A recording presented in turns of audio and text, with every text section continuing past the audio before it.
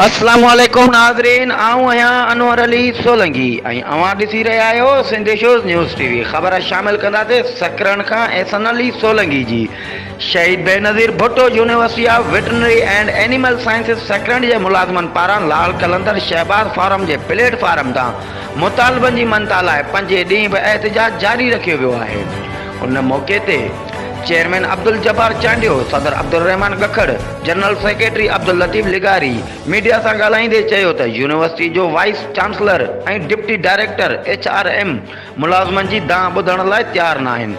मुलाज़िम पंहिंजे जाइज़ हक़नि ऐं मुतालबनि जी मनता लाइ 5 ॾींहंनि खां सरापा एहतिजाज आहिनि, पर यूनिवर्सिटी जी गूंगी ऐं ॿोड़ी इंतिज़ामिया मसइला ॿुधण ऐं हल करण लाइ संजीदा न आहे।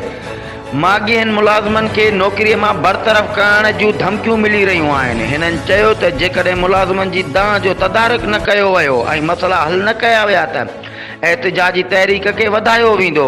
हिननि गवर्नर सिंध ऐं ॿियनि आला इख्तियारनि खां मुतालबे कंदे चयो आहे त वेटरनरी यूनिवर्सिटी जे करप्ट VC खे फौरी तौर हटाए मुलाज़िमनि जा जाइज़ मुतालबा मंज़ूर कया वञनि ऐं उन्हनि मां बेचैनी दूर कई वञे।